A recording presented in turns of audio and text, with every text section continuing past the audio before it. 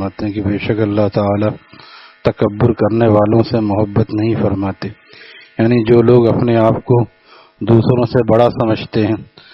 اور اللہ تعالی اور دوسروں کو حقیر بھی سمجھتے ہیں۔ تکبر ہے اپنے آپ کو بڑا سمجھنا، دوسروں کو حقیر سمجھنا، اور اس کی شاخ ہے، اس کی بھائی بہن ہے عجب، خود پسندی، کہ اپنے آپ کو دوسروں کو تو کمتر نہ سمجھے لیکن اپنے آپ کو سب سے بڑا سمجھے۔ تو فرماتے ہیں کہ اللہ تعالیٰ تکبر کرنے والوں سے محبت نہیں فرماتے، انہ لا یحب المستکبرین، اللہ تعالیٰ تکبر کرنے والوں سے محبت نہیں فرماتے۔ بڑائی آئی اور اللہ تعالیٰ کی محبت گئی،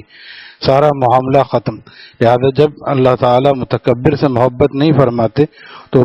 متکبر غیر محبوب ہوا اور غیر محبوب اللہ سے دور ہے۔ فرماتے ہیں کہ آگے سبحانہ تعالیٰ تقدس نے فرمایا کہ وَلَهُ الْكِبْرِيَاءُ، کبریائی اور بڑائی صرف اللہ تعالیٰ کو زیبا ہے، صرف اللہ ہی کے لیے خاص ہے، لام تخصیص کا ہے جو فائدہ عموم کے دیتا ہے۔ اللہ تعالیٰ کا یہ اسلوب بیان خود بتاتا ہے کہ کبریائی اور بڑائی صرف اللہ تعالیٰ کا حق ہے جس میں کسی مخلوق کو دخل نہیں، لہذا وَلَهُ الْكِبْرِيَاءُ کا یہ ترجمہ صحیح نہیں ہوگا کہ اللہ کے لیے بڑائی ہے، بلکہ ترجمہ یہ ہوگا بڑائی صرف اللہ ہی کے لیے، بڑائی صرف اللہ ہی کے لیے اور کسی مخلوق کے لیے بڑائی نہیں۔ وَلَهُ الْكِبْرِيَاءُ فِي السَّمَاوَاتِ وَالْأَرْضِ، اور اسی کو بڑائی، اسی کی بڑائی ہے زمین و آسمان میں، وَهُوَ الْعَزِيزُ الْحَكِيمُ، اور وہ زبردست اور حکمت والا ہے۔ اور آگے فرماتے ہیں کہ تیسری آیت اس کے بارے میں لائے ہیں خطبات الاحکام میں عجب و کبر کے بیان میں کہ اذا عجبتکم کثرتکم فلم تغن عنکم شیئا، اور یاد کرو جب تم جنگ حنین میں اپنی کثرت پر تم کو ناز ہوا تو وہ کثرت تمہارے کچھ کام نہ آئی، کیونکہ مسلمان تعداد اور کثرت سے نہیں لڑتے، اللہ کی مدد سے لڑتے ہیں۔ طائف اور مکہ کے درمیان میں ایک وادی ہے جس کا نام حنین ہے۔ علامہ قاضی ثناء اللہ پانی پتی رحمہ اللہ تعالی اپنی تفسیر مظہری میں تحریر فرماتے ہیں کہ غزوہ حنین میں کافروں کی تعداد 4000 تھی اور مسلمانوں کی تعداد 12000 تھی، لہذا بعض مسلمانوں کو اپنی کثرت پر کچھ نظر ہو گئی کہ پہلے ہم تو 313 ہو کر ہم نے 950 کو شکست دی، اکثر کم ہو کے زیادہ کو شکست دیتے، اب تو ہم زیادہ ہیں، اب کون ہمیں شکست دے سکتا ہے، یہ اس پر بات نظر چلی گئی تو اللہ تعالیٰ نے اس کی اصلاح کے لیے فرمایا بعض مسلمانوں کو اپنی کثرت پر نظر ہو گئی کہ ہم لوگ آج تعداد میں بہت زیادہ ہیں، آج تو بازی مار ہی لیں گے، آج تو ہم فتح کر ہی لیں گے، اور ان کے منہ سے نکل گیا کہ آج ہم کسی طرح مغلوب نہیں ہو سکتے، یعنی اسباب پر ذرا سی نظر ہو گئی، اپنی کثرت تعداد پر کچھ ناز سا پیدا ہو گیا، ہم آج تعداد میں کفار سے زیادہ ہیں، آج تو فتح ہو ہی جائے گی، چنانچہ شکست ہوئی، اور اللہ تعالیٰ نے فرمایا کہ تمہاری شکست کی وجہ یہی ہے کہ تمہیں اپنی کثرت بھلی معلوم ہوئی اور تم اس پر ناز کرنے لگے، اور ہماری نصرت سے تمہاری نظر ہٹ گئی، ہماری نصرت سے تمہاری نظر ہٹ گئی، تم سمجھنے لگے کہ اس تعداد سے ہم جیتتے ہیں، جبکہ اللہ کی مدد سے، اللہ تعالیٰ کی مدد کے ساتھ مسلمان لڑتا ہے تو جیتتا ہے۔ لیکن تھوڑی دیر کے بعد جب انہوں نے توبہ استغفار کی تو دوبارہ اللہ تعالیٰ کا فضل و کرم ہو گیا اور فوراً مدد آ گئی اور اللہ تعالیٰ نے فتح مبین بھی عطا فرما دی۔ مولانا شاہ وصی اللہ صاحب رحمہ اللہ تعالیٰ کی ملمت کے خلفاء میں سے تھے، ان کی مجلس کو جن لوگوں نے دیکھا ہے بتاتے ہیں حضرت کی ملمت تھانوی رحمہ اللہ تعالیٰ کی بالکل نقل ہوتی تھی، وہ فرماتے ہیں کہ دیکھو اللہ تعالیٰ کا ارشاد ہے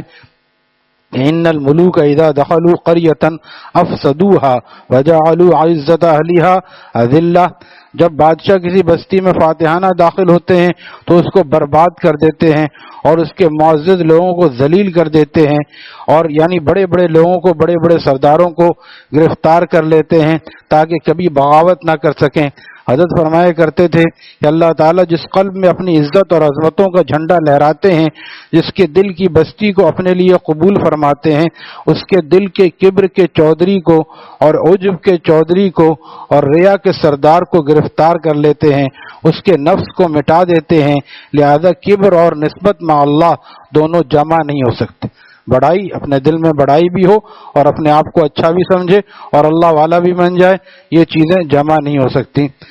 وہ شخص ہرگز صاحب نسبت نہیں ہو سکتا جس کے دل میں رائی کے دانے کے برابر بھی تکبر ہو۔ رائی کے دانہ چھوٹے پن میں اس کی مثال دی جاتی ہے کہ رائی کے برابر جو ایسے بعد دفعہ نظر بھی نہیں آتا، اتنے چھوٹے اتنے انداز میں بھی اگر تکبر ہے۔ اسی لیے ہر وقت یہ استحضار رہنا چاہیے عقلاً کہ میں تمام مسلمانوں سے کمتر ہوں اور تمام کافروں سے بھی کمتر برتر ہوں فی المعال کے انجام کے اعتبار سے۔ حکیم محمد تھانوی رحمہ اللہ تعالیٰ نے اس کو فرمایا کہ ہر وقت یہ خیال رہتا ہے، ایک فکر لگی رہتی ہے کہ نہ جانے قیامت کے دن اشرف علی کا کیا حال ہو۔ یہ فکر ہمیں بھی لگ جائے کہ ساری آؤ بھگت ہو رہی ہے، لوگ عزت کر رہے ہیں، لیکن یہ عزت رب العزت نے دی ہے۔ اگر کوئی اس کو اپنی عزت سمجھنے لگے کہ یہ میرے اعمال کی وجہ سے، کیونکہ ہم خود کیسے مسلمان ہو سکتے تھے اگر ایمان ہی نہ ملتا؟ اگر اللہ تعالیٰ بھنگی چمار بنا دیتا تو ہم کیا کرتے؟ یہ اللہ تعالیٰ کا فضل ہے کہ اس نے ہمیں کلمہ عطا فرمایا۔ پھر کلمے والے کتنے مسلمان ہیں؟ کوئی شراب پی رہا ہے، کوئی جوا کھیل رہا ہے، سود کھا رہا ہے، حرام کما رہا ہے، اور کیسے کیسے گناہ میں مبتلا ہیں، اور بے نمازی ہیں بہت سارے، اکثریت کی تعداد میں بے نمازی ہیں۔ اس میں اللہ نے ہمیں نمازی بنایا، اپنے دین پر چلنے کی توفیق عطا فرمائی، تو یہ ہمارا کمال ہے، اللہ کا فضل ہے۔ جو اللہ کا فضل سمجھے گا وہ متکبر نہیں ہو سکتا۔ یہ سب اللہ تعالیٰ کا فضل ہے کہ اس نے ہمیں ایمان اور اسلام بھی دیا اور پھر اس پر پوری طرح عمل کرنے کی توفیق بھی دی، جہاں تک ہماری بساط کے مطابق عمل کی توفیق بھی دی۔ تو حکیم الامت فرماتے ہیں تکبر قریب نہیں آئے گا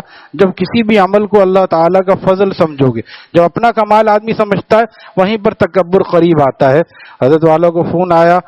افریقہ سے، حضرت کے خلیفہ تھے مولانا عبد الحمید صاحب، جو پہلے مولانا زکریا صاحب سے بیعت تھے رحم اللہ تعالیٰ سے۔ پھر حضرت والا جب افریقہ گئے تو حضرت کے سے متاثر ہو کے حضرت سے بیعت ہوئے۔ پھر حضرت سے بیعت ہونے کے بعد ان سے خوب کام ہوا، خلافت بھی حضرت نے دی، تو اتنا کام ہوا کہ خوب لوگ آ رہے ہیں، بیعت ہو رہے ہیں، مجلسیں ہو رہی ہیں، بیانات ہو رہے ہیں۔ تو ان کا فون وہاں سے آیا کہ پہلے بھی آخر میں تھا، میرا مدرسہ پہلے بھی تھا، لیکن آپ کے تعلق کے بعد الحمدللہ لوگ اتنا رجوع کر رہے ہیں اور اللہ تعالیٰ خوب کام لے رہے ہیں، تو اس سے دل میں خوشی پیدا ہو رہی ہے۔ کہیں یہ خوشی تکبر تو نہیں ہے؟ ہمارے حضرت والا نے فرمایا ان سے کہ فون پہ بات ہو رہی تھی، فرمایا کہ خوب شکر ادا کرو۔ جب شکر ادا کرو گے کہ اللہ سب آپ کا فضل ہے، تو شکر سے آدمی قرب نصیب ہوتا ہے اللہ کا، اور شکر کے خلاف اگر آدمی اپنا کمال سمجھے تو بودھ ہوتا ہے۔ لہذا جب شکر ادا کرو گے تو اللہ کا قرب نصیب ہوگا، اور جب قرب ہوگا تو بودھ نہیں ہوگا۔ لہذا جب آدمی اپنے اعمال پر، سب اعمال پر اللہ کا شاکر رہے، یا اللہ آپ کا فضل ہے، کرم ہے، آپ کی توفیق ہے، ورنہ آج توفیق چھن جائے تو داڑھی رکھنے کی کیا، مسجد میں آنے کی توفیق بھی بہت سے چھن جاتی ہے۔ اس لیے جب آدمی اپنا کمال سمجھتا ہے تو پھر اس پہ زوال آ جاتا ہے، اور جب اللہ تعالیٰ کا فضل سمجھتا ہے، یہ ساری چیزیں ذالک فضل اللہ یؤتیہ من یشاء، اللہ تعالیٰ کا تب فضل ہے۔ اللہ تعالیٰ اسی لیے ایسی چیزوں کو دکھاتے ہیں کہ جب تم اپنا کمال سمجھنے لگتے ہو تو ہم فوراً اس کو زوال کی طرف مائل کر دیتے ہیں۔ جب پھر آدمی سچی توبہ کرتا ہے پھر اس کو پتہ چلتا ہے کہ واقعی یہ سب اللہ تعالیٰ کا فضل ہے۔ لہذا ایمان یہ ہے کہ آدمی عمل کرے بھی۔ ڈاکٹر عبدالحی صاحب رحمہ اللہ تعالیٰ کا جملہ شیخ الاسلام مفتی تقی صاحب نقل کرتے ہیں کہ عمل کر کے کوئی بھی عمل کی توفیق ہو جائے، تہجد کی توفیق ہو جائے، اشراق کی توفیق ہو جائے، تو اس پر دو کام کرے۔ ایک تو اس پہ شکر ادا کرے، یا اللہ آپ نے توفیق دی کہ آپ نے عبادت کا ذوق دیا اور عبادت کی توفیق دی کہ آپ نے توفیق دی، اس پر آپ کا شکریہ۔ اور ہماری طرف سے کیونکہ کمزوری ہے، نقص ہے، ہمارے اعمال ناقص ہیں، اس لیے ہم اپنے اعمال پر استغفار کرتے ہیں۔ تو جس عمل پر شکر بھی ہو اور اپنی طرف سے استغفار بھی ہو تو عمل انتہائی مقبول ہوتا ہے، پھر وہ مردود نہیں ہوتا۔ اللہ تعالی ہمیں اس کا اہتمام نصیب فرمائے۔ سبحان اللہ۔